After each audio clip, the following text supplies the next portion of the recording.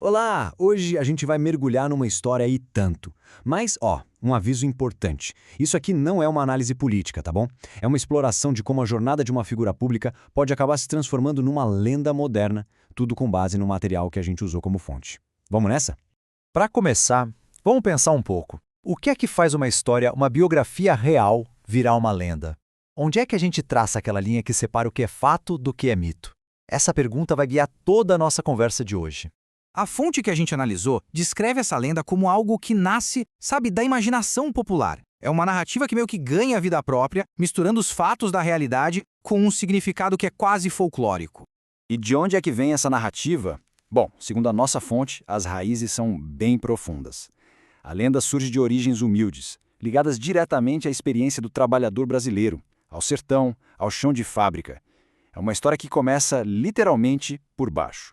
Pensa bem. Toda lenda tem um herói com um poder especial, não é mesmo? Nessa história, o dom que é atribuído à figura central não é nada físico, mas sim algo bem mais sutil, e talvez por isso mais potente: a sua voz. E aqui, gente, está o ponto-chave. A fonte define essa habilidade como a capacidade de transformar voz em esperança. Ou seja, não é só sobre falar.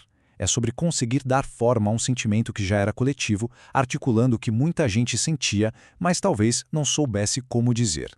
O curioso é como a fonte descreve esse dom na prática. Não é tipo mágica, mas sim pura persistência. Existe um padrão bem claro. Onde tinha silêncio, ele falava. Onde o cansaço batia, ele insistia. E o mais importante, onde muitos já tinham jogado a toalha, ele voltava. É um ciclo de resiliência. E claro, como em toda boa jornada de herói, a adversidade é uma parte central. As quedas, os desafios, as derrotas. Na estrutura de uma lenda, isso não é só um obstáculo. São como provas, testes que o destino coloca no caminho. Essa dualidade aqui ilustra bem a complexidade da lenda. A fonte aponta que a figura provoca paixões extremas. Para alguns, um símbolo de resistência. Para outros, uma figura controversa que gera divisão.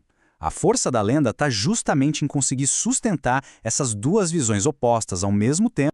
Essa frase é fundamental para a gente entender a lógica da lenda. A adversidade não enfraquece o herói, ela o transforma. Cada desafio, cada queda adiciona uma camada nova à história, moldando a figura para o próximo retorno. E aqui a gente chega num ponto essencial. Uma lenda não existe sem um povo para contá-la. É uma criação coletiva. E já que as lendas são coletivas, a gente quer ouvir as histórias de vocês. Qual é a grande lenda da sua cidade ou da sua região? Conta pra gente aqui nos comentários. E se estiver gostando dessa análise, ajuda a nossa história a continuar. Deixa o seu like e se inscreve no canal.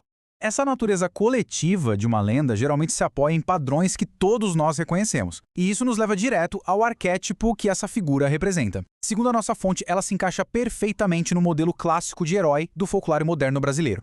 O arquétipo é o homem que retorna. A definição é bem clara. É alguém que vem do povo, é testado até o limite pelo destino, e mesmo com todas as cicatrizes, a sua identidade fundamental é nunca se afastar de onde veio. Ele sempre caminha entre os seus. Chegamos à parte final e talvez a mais intrigante de todas. A fonte argumenta que esta não é uma lenda do passado, com o começo, meio e fim já definidos. Pelo contrário, é uma lenda viva, que continua se desenrolando agora, no presente. Então, o que define uma lenda viva? Bom, é uma história que ainda não acabou. É uma narrativa que se adapta e muda dependendo de quem conta.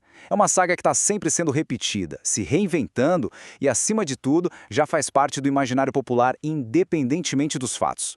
Para fechar, fica uma provocação. Se uma lenda só vive enquanto é contada, será que ela só morre quando a última pessoa para de narrá-la? Uma reflexão sobre o poder das histórias que nos definem. Nós vemos na próxima lenda.